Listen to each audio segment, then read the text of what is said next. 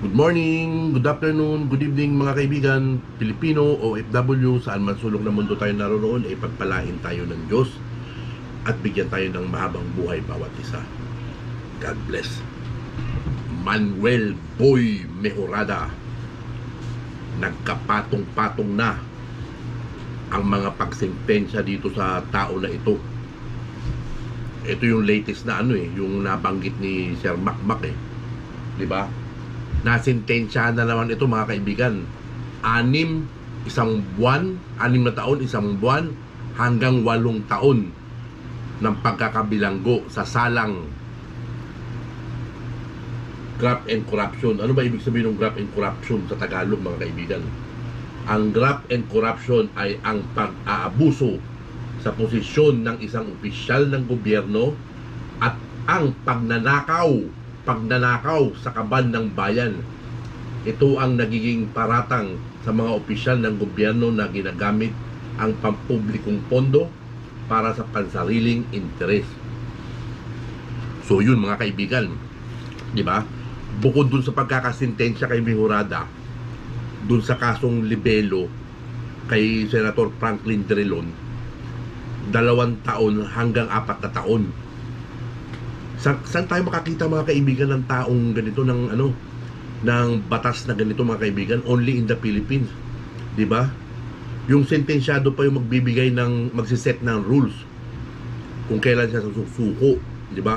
Kasi sinasabi nitong matanda na to na convicted na mapanirapuri at convicted na nagnakaw sa kaban ng bayan, mga kaibigan, bumibira yung anxiety ko agad, ang aga-aga pa. Nagkapatong-patong na nga yung sentensya dito. So nagsiset pa siya ng sarili niyang rules, di ba? Only in the Philippines mga kaibigan. Isinuggest ko ito doon sa doon sa kamag-anak ko na division head rin ng National Bureau of Investigation Ang sabi niya sa akin, dapat ito talaga police ang tumatrabaho nito. Kasi yung mga warrant na ganyan, police yung tumatrabaho, hindi daw yung NBI operatives, kasi mga attorney nga ito tsaka mga CPA. So pang police pala itong na to. So pwede rin daw gawin dito yung citizen arrest. Kung makita nyo itong tao na to, pwede nyong arestuhin at isuko sa pinakamalapit na himpilan ng pulisya, dahil may absolute warrant of arrest na ito ng Supreme Court. Tapos nasentensyahan pa ng pandarambong sa kaban ng bayan, di ba? Ito yun nakasulat dito sa Iloilo City, Philippines. The Sandigan Bayan has found 2 former officials of the Iloilo Provincial Government guilty of graft over the purchase of a laptop computer worth 99,000. Doon sa desisyon promulgated on October 2, ibig sabihin yung pagsisintensya noong October 2 sa ikapitong division ng Anti-Graft Court, sentence former provincial administrator and blogger Manuel Mejorada and former General Services Office Head Rami Salcedo to jail terms of at least 6 years and 1 month to 8 years for violating the Republic Act number 3019 or the Anti-Graft and Corrupt Practices Act. Di ba? Wala nang lusot. Magmo-motion for reconsideration ito mga kaibigan, pero ibabasura na rin tong motion for reconsideration ito dun sa Court of Appeals hanggang sa Korte Suprema mga kaibigan. Basura na itong motion po nito, kasi matibay yung matibay na yung ebidensya The Sandigan Bayan decision stemmed from the purchase in 2008 of an Acer Aspire laptop valued at 99,000 for the Provincial Health Office from 77 Trading that was delivered and accepted by the accused. Was an Acer Tribal-mate unit that was worth only 59,900. So malinaw nga nito mga kaibigan na nagkaroon ng sabwatan, nagkaroon ng ng usapan dito na ang ipopurchase namin ganitong halaga, pero yung ibibigay mo sa amin ganitong klaseng laptop lang. Parang ganoon yung nangyari dyan, para merong kickback na tinatawag. Yun na yun mga kaibigan. So nag-violate nga talaga ron. So nagkaroon ng kickback dun. So, dahil pondo ng gobyerno ito. So, noong October 13, 2011, yung 7 trading, nirepand daw yung yung pera kasi nga nagkabukingan na eh. Isabit sila rito eh. 'Di ba? Pero hindi pinayagan ng Commission on Audit. The Sandigan Bayan in its decision said the crux of the violation was that the Bids and Awards Committee chaired by Salcedo with Mejorada as a member is then considered the 7 trading as the lone and winning bidder to supply the laptop despite the latter's eligibility hindi pala eligible to para sa because it was merely a middleman and not among those qualified under procurement rules. So, ang dami palang kalukuhan dito, no? Ganyan talaga pala yung nangyayari pagka yung yung ang isang opisyal na gaya ng city administrator na gustong gumawa ng pera, sa mga ganito nila dinadali yung pera ng gobyerno, di ba? Napakasama, di ba? Kaya karapat-rapat talaga na makulong ito. It ruled that the accused display manifest partially evident bad faith or gross inexcusable negligence also. So hindi katanggap-tanggap na yung pagpapabaya na ginawa nitong mga tao na to, kaya sila nasentensyahan. Kumbaga wala silang hindi sila pwedeng magdahilan dahil kitang-kita yung ebidensya, obvious na gumawa sila ng paglabag sa batas. And that the BAC should have declared a failure and conducted a rebidding. So hindi nga ginawa nung nung BAC na magkaroon ng rebidding. Tapos ito si Mejorada nakapag-statement pa na in good faith daw niya pinirmahan yung mga dokumento. No, syempre, patay mali siya. Okay, ito, tatlaking pera nito.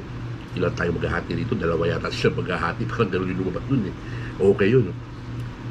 Tapos, he questioned why only Salcedo and him indicated out of 6 BAC member claiming that the case against him was due to political vindictiveness of Senator Franklin Drilon and Ilonggo. So, kina-question niya bakit si Salcedo lang daw at saka siya. Baka silang dalawa lang talaga yung involved dito. Silang dalawa lang yung nakakaalam. Yung ibang membro nung nung bidding committee walang nalalaman dito. Kaya ganun. Tapos sinasabi nila na daw ni Senator Franklin Drilon ito ganyan. Si Franklin Drilon siguro naging papel niya rito is dinaan niya sa legal, di ba? Tinanong niya ron sa COA, tinanong niya sa kung meron talagang paglabag sa batas o nakita na meron probable cause, meron paglabag sa batas, kaya nasintensyahan. So, tapos dito sinasabi dito, the ombudsman has the sole discretion in determining who to prosecute, said the Sandigan Bayan. So, yung ombudsman niribisa, pinag-aralan yung complaint, pinag-aralan yung kaso. So, nakita lang nila may probable cause na sampahan ng kaso ay 2 tao. Yung isa at saka itong si Mejorada. Di ba? Napakalinaw yan mga kaibigan. Hindi mo pwedeng oob-ubin yung mga Sandigan Bayan, di ba? Dahil ito, straight na trabaho to ginawa kasi utos ng politiko to trabahuhin nyo to ng parehas. Di ba? So, ayun na ngayon nangyari.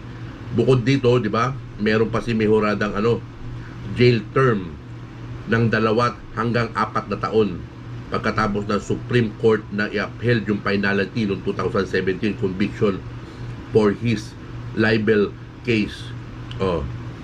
Yung pagpupos na yung ma-accusing niya Drilon of corruption. Yun ang mahirap nga mag-accuse ka ng corruption pero wala ka palang ebidensya.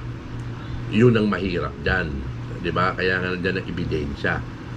So 2 to 4 years ang niya, ang sentensya dito, di ba? Sigurado to mga kaibigan na 4 years ang nito, ang bubunuin nito, hindi siya papakatok doon sa 2 to 4 years. Alam kung bakit? Dahil naging fugitive na siya mula nung 2017 pa. So ilang taon na? 3 taon. Pwede pa madagdagan yan, pwede pa dagdagan ng Supreme Court yan kung gugustuhin nila. Dahil isa ka nga fugitive, wala kang planong sumuko. Kumbaga parang ganito nga yan yung yung laro ng mga yan yung laro ng mga talino. Yung nagsiset sila ng rules, inaano nila yung batas, di ba? Walang kakwenta-kwenta talaga. Mga ano to, itong Talino Warriors, ob-ob to mga kaibigan, di ba? Sa pangunguna na nito ni Mihurada, ni Mike Cervera, nito ni Takeru, yung mga ob-ob yan Ganun din yung iba na ano, ob-ob din, pero meron din may mga sense yung mga sinasabi, di ba? Yung mga meron na ano yung sa nakikita ko mga kaibigan, yung ibang membro ng United Talino Warriors na iba nagigising na, namumulat na yung ano mga mata, di ba? Nagkakaroon na sila ng pagkakataon ngayon na unti-unting umatras sa pagiging membro ng UTW, di ba? So, ganun mga kaibigan. Ano pa ba yung pwede ko sabihin? Mamaya, gagawa ulit ako ng video. Ano yun naman natin itong paghaharap ni Sir Makmak tsaka nito ni Ob Chakero. Tira natin yung mga ano kinakatuwiran nito. Eng-eng to mga kaibigan So, ayun lang Siyempre, share natin sa Facebook mga kaibigan. Sa mga community natin, sa mga page natin. Na, kasi pagala-gala pa to Dinaanan ko yung channel nito nung 5 days na yata yun o 4 days ago Nag-video pa ito ng ano nang nandun siya sa ABS-CBN o diba, sabi niya na sarado na, o diba, wanted na to mga kaibigan pero nagagawa pa niya yung mga gusto niyang gawin. Hindi siya pinapansin ng mga pulis, diba, hindi siya pinapansin ng ano PNP. Nananawagan po ang taong bayan na baka pwede naman bigyan pansin ninyo to at trabahuin. Pero darating din yung time mga kaibigan, talagang ano, mahuhuli to. Imposibleng hindi to mahuli. Madadali at madadali to. Hindi pwedeng hindi. Antayin lang natin yung tamang panahon. Tapos hindi pa ako nakapanood nung ano kay Apulakay natin. Mamaya manonood ako. Kasi 4 hours itong ano yung sama-sama tayo tulong, di ba? FLM family. So abangan natin kung ano yung mga latest update.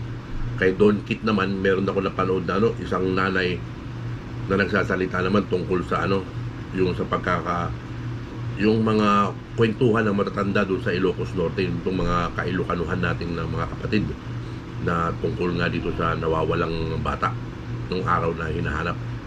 So, kapitan tayo mga kaibigan at ano, Pilipino, OFW, saan man sulok ng mundo tayo naroon, pagpalain tayo ng Diyos at bigyan tayo ng mahabang buhay. At isama na natin sa panalangin natin na mahuli na tong si Manuel Boy Mejorada para pagbayaran naman niya yung mga ginawa niyang pagnanakaw sa kaban ng bayan, yung mga pagmamanipula nila na ginawa para magkamal ng salapi sa kaban ng bayan. So, ang mga taong ganito mga kaibigan ay hindi dapat pamarisan. Dapat ito ay masample, ay gawing sample para ano, para hindi tularan ng mga maglilingkod sa gobyerno.